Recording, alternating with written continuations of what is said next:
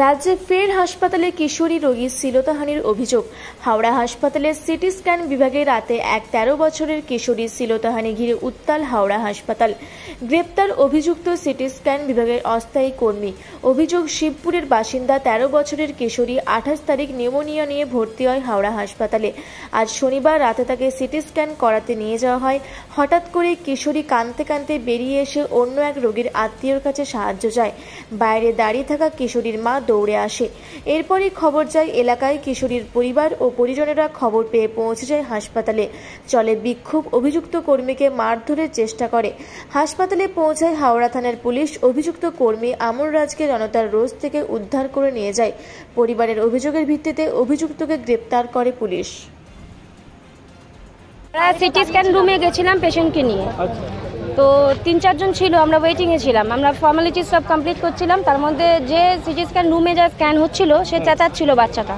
আমরা ভেবেছি ভয়ে চেঁচাচ্ছে।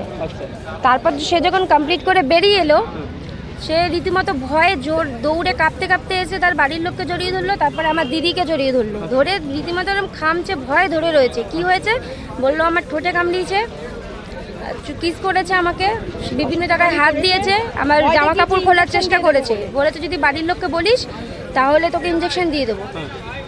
বাচ্চাটা দৌড়ে আসতে গিয়ে পড়ে পর্যন্ত গেছে। আমরা শুনে সাথে সাথে গিয়ে তাকে ধরেছি। এখন আমাদের পেশেন্ট সিরিয়াস কন্ডিশন ছিল, আর স্ক্যান করছিলেন একজন স্টাফ, আর কেউ ছিল না, যার কারণে আমরা সেই মুহূর্তে স্টেপ নিতে পারিনি।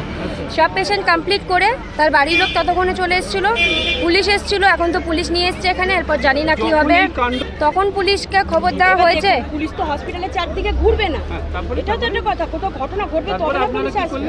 আমরা ভিডিও করেছি ফোনে, আর তাকে সে তো সমানে মিথ্যা কথা বলে যাচ্ছে আমি করিনি, কিন্তু ওইটুকুনি বাচ্চাকে মিথ্যা কথা বলবে? বাচ্চাটার সাথে কি শত্রুতা আছে? ওইটুকুনি বাচ্চা কাঁদতে কাঁদতে ভরে জ্বর এসে গেছে বাচ্চাটার গায়ে। তারপরে আপনারা বাড়ির লোককে বললেন বিষয়টা? বাড়ির লোককে বললাম, বিভিন্ন বাড়ির লোক দৌড়ে এলো। তারা তো রীতিমতো খুবই উত্তেজিত, এবং এখানেও সবাই আছে। তো তারপরে অনেকটা যেহেতু টাইম লেগে গেছে, পুলিশরা গিয়ে ভিকটিমকে নিয়ে, না না কোনো নেশা না, সজ্ঞানে একটা কেস এখনো শেষ হয়নি, তার বিচারে সারা দেশ পুরো পৃথিবী পাগল। তার মধ্যে আর একটা কেস এরকম হাওড়া হসপিটালে, ওইটুকু শিশুর সাথে, মানে কিছু বলার নেই, জঘন্য। তনু চক্রবর্তী হয়ে গেছে। এবার সিটি স্ক্যানের জন্য আমরা ওখানে ওয়েট করছিলাম, কিন্তু এইটুকু একটা ছোট বাচ্চা, তার সাথে এরকম অবস্থা, আমরা ছেড়ে দিতাম না ওকে। খালি আমার বাবার জন্য আজকে ও বেঁচে গেল। পুলিশ এসে ওকে ধরে নিয়েছে, পালাতে গেছিল, ধরে নিয়েছি। আর ওর বাড়ির লোকও ততক্ষণে চলে এসছে। মানে এদের এখনো শিক্ষা হয়নি? শিক্ষা হয়নি। আমার বাবার বাড়ি আরজিকরের পাশে, আমার বাবা সেখানে, আমার বাবার মানে ওখানে আরজিকরের ট্রিটমেন্ট হচ্ছে না, যেহেতু আরজিকরের এই অবস্থা, যার জন্য হাওড়ায় নিয়ে এসছে। এবার হাওড়া সেখানেও এই অবস্থা হয়ে যাচ্ছে।